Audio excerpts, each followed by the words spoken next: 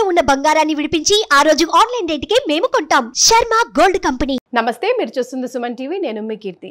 October నెలలో ద్వాదశ రాశుల వారికి ఎలా ఉండబోతోందో తెలియజేయడానికి మనతో పాటు ఉన్నారు ప్రముఖ ఆధ్యాత్మికవేత్త కోనాల భాగ్యలక్ష్మి గారు.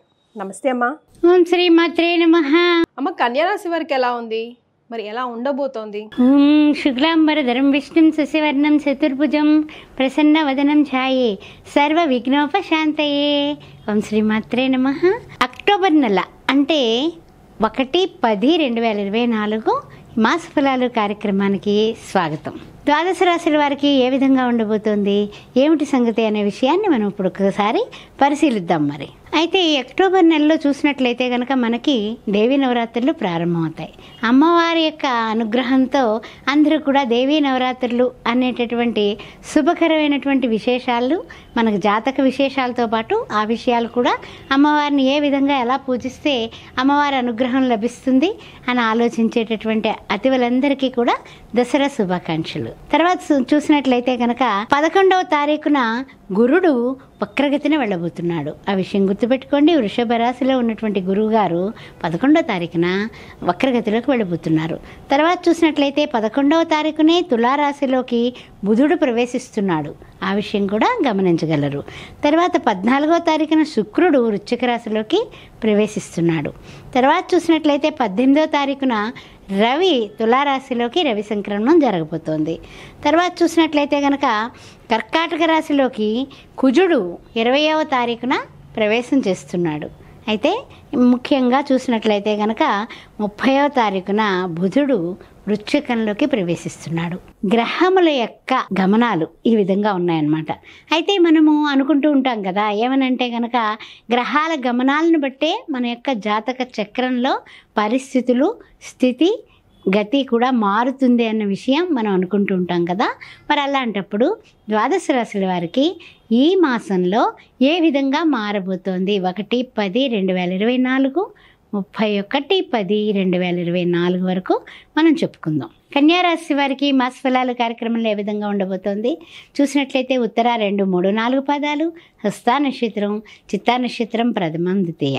అయితే ముఖ్యంగా చూసినట్లయితే కనుక కన్యారాశి వారికి బుధ, కేతువు, రవి కూడా రాశిలో ఉన్నారు. అయితే ఈ యొక్క బుధుడు మారబోతున్నాడు 11వ తారీఖున. అదేవిధంగా చూసినట్లయితే మనము రవి కూడా 17వ తారీఖున రవి సంక్రమణం జరుగుతుంది, తులలోకి మారబోతున్నాడు. కానీ ఆరోగ్యం భాస్కరాది ఇచ్చేది అంటాం కదా, అందువల్ల సూర్యభగవాను నిమిత్తం అప్పటి నుంచి కూడా మర్చిపోకుండా మారినా మన దాంట్లో దగ్గర ఉన్నా కూడా ఆయన ఆరాధన, ఆయనకి సూర్య నమస్కారాలు మానకండి, మర్చిపోకండి. తర్వాత విషయానికి వస్తే శుభకార్యాల నిమిత్తం మీరు శ్రీకారం చుడతారు. ఈ మాసంలో మీరు శుభకార్యాలు కుదురుతాయి. కుదరడమే కాదు, బ్రహ్మాండంగా నిర్విఘ్నంగా చేయడానికి అన్ని విధాలా కూడా ఆశాజనకమైనటువంటి కాలం ఆసన్నమైందని చెప్పొచ్చు. అయితే ఈ కన్యారాశి వారు ముఖ్యంగా చెప్పుకోవాలంటే కనుక కొన్ని విషయాల్లో చాలా జాగ్రత్తగా ముందుకు అడుగులు వేస్తూ ఉండాలి. శుభకార్యాలకు శ్రీకారం చుట్టాం కదా, ఏం పర్వాలేదు మనకు అనుకోవడానికి లేదు. ముఖ్యంగా ఉత్తర 2, 3, 4 పాదాలు, హస్త నక్షత్రం, చిత్త ప్రథమ, ద్వితీయ. మనోధైర్యమే మీకు శ్రీరామ రక్ష. మీ మనస్సు మీరు గట్టిపరుచుకొని ధైర్యంగా ముందుకు, అబ్బో ఎలా అవుతుందో, లేకపోతే ఏంటి, వాళ్ళు ఏమైనా సాయం చేస్తారో లేదో, లేకపోతే వీళ్ళు వస్తారో లేదో, లేకపోతే వాళ్ళు చేస్తే బాగుండు, ఇలాంటి ఆలోచనలు చేయకండి. మీ మనోధైర్యమే మీకు శ్రీరామ రక్ష. ముందుకు వెళ్ళండి, తప్పనిసరిగా ఎక్సలెంట్గా శుభకార్యాలు పూర్తి చేస్తారు. ఆ విషయం అయితే ఏం డోకా లేదు. తర్వాత విషయానికి వచ్చినట్లయితే కనుక కొంచెం కుజ సంచారం వలన మీకు అనుకూలత ఉంది కానీ అననుకూలత ఏం లేదు. ఆ విషయం కూడా గుర్తుపెట్టుకోండి. తర్వాత ధైర్యంగా మీరు ఉండడానికి కుజ సంచారమే మూలం. ఆ విషయం గుర్తుపెట్టుకోండి. తర్వాత అవకాశాలు, సువర్ణ అవకాశాలు అంటాం కదా, అలాంటివి మీకు వస్తాయండోయ్. అందువల్ల ఈ కన్యారాశి వారు ఇంత క్రితం వరకు ఒకెత్తు, ఈ మాసం ఒకెత్తు. సువర్ణమైనటువంటి, దివ్యమైనటువంటి మంచి అవకాశాలు మీకు వస్తాయి. అవకాశాలు అందిపుచ్చుకోండి, ఏది వదలకండి, చక్కగా గట్టిగా పట్టుకోండి, ముందుకు వెళ్ళిపోతారు. ఆర్థికంగా బాగుంది. తర్వాత అన్ని విధాలా కూడా కొనుగోలు అమ్మకాల వాళ్ళకి బాగుంది, రియల్ ఎస్టేట్ రంగం వాళ్ళకి బాగుంది, వృత్తుల్లో ఉన్న వాళ్ళకి బాగుంది, వ్యాపారంలో ఉన్న వాళ్ళకి బాగుంది, ఉద్యోగంలో ఉన్న వాళ్ళకి బాగుంది. మరి ఇంకేమిటి చెప్పండి, శుభకార్యాలు చేస్తున్నారు. ఇంక మీకు తిరుగులేదంటే ఈ మాసం తిరగలేదు. అయితే ఏంటంటే నూతనంగా కూడా వస్త్రాలు కొనుక్కుంటారు, వాహనాలు అమర్చుకుంటారు, ఏవైనా భూములు లాంటివి లేదన్నా ఏదైనా అంటే చెప్పాలంటే అపార్ట్మెంట్ లాంటివి అడ్వాన్సులు ఇవ్వాలి అని ఆ ధనం ఆర్థిక పరిస్థితులు మెరుగుపడి అన్ని విధాల అనుకూలమైనటువంటి స్థితులు మీకు ఉంటాయి. ఆ విషయం గుర్తుపెట్టుకోండి. తర్వాత విషయానికి వచ్చినట్లయితే కనుక పుణ్యకార్యముల మీద ఆసక్తి పెట్టండి. ఇదివరకు చేసినటువంటి పుణ్యాల కన్నా కూడా మరిన్ని పుణ్యాలు అంటే యా దేవి సర్వభూతేషు వృత్తి రూపేణ సంస్థిత నమస్తత్వే నమస్తత్వే నమస్తత్వే నమో నమః. అమ్మవారిని గట్టిగా పట్టుకుని ఆరాధించండి. అమ్మ దయ ఉంటే ఎక్కడ ఉన్నా మీకు తిరుగులేదన్నమాట. అంతటి మంచి అదృష్టమైన కాలం కన్యారాశి వారికి వచ్చేసింది.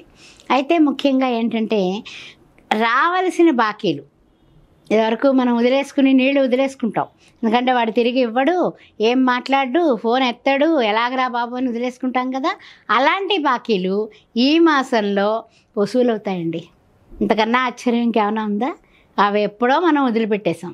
అట్లాంటి వాడు పట్టుకొచ్చి ఏదో ఏమనుకోకిహా ఇగో ఇవి పట్టుకొచ్చి ఇచ్చేస్తున్నాను అనేసి నా వరకు ఇంతవరకు ఉన్నాయి, అసలు ఇస్తున్నానన్నా అసలన్నా కొసరన్నా సరే, కొసరు వేయకపోయినా పర్వాలేదు ఇచ్చేస్తాడు. దాన్ని బట్టి కూడా మీరు ఆర్థికంగా పురోగాభివృద్ధిలోకి వెళ్ళిపోతారు. వృత్తి, ఉద్యోగం, వ్యాపారం ఇవన్నీ కూడా మరింత ఉత్సాహంగా ఆనందంగా ముందుకు సాగుతాయి. పెట్టుబడులు పెట్టేవాళ్ళు పెట్టుబడులు పెట్టుకోవచ్చు, నూతన ప్రయత్నాలు చేసుకోవచ్చు. అదేవిధంగా అన్ని విధాల అనుకూలమైనటువంటి కాలంగా కన్యారాశి వారికి అద్భుతాలు జరగబోతున్నాయి. మంచి యోగాలు ఉన్నాయి. పట్టిందల్లా బంగారం అవుతుంది. ఎప్పుడో మర్చిపోయిన వాళ్ళు కూడా పట్టుకొచ్చి ఇచ్చేస్తారు. ఇంక అంతకన్నా ఏం కావాలి చెప్పండి. అందువల్ల మీకు టైం చాలా చాలా చాలా చాలా బాగుంది. అమ్మ, మరి వీరు కన్యారాశి వారు ఎలాంటి రెమెడీస్ ఫాలో అవుతే మరింతగా కలిసి వస్తుందంటారు? ముఖ్యంగా చూసినట్లయితే కనుక పరిహారాల్లోకి విడుతుల్లోకి కన్యారాశి వారికి మనకి రవి చూస్తేనేమో ద్వితీయంలోకి వస్తున్నాడు ఈ మాసం. అదేవిధంగా బుధుడు కూడా ద్వితీయం. అదేవిధంగా కేతువు చూస్తే లగ్నాత్తు.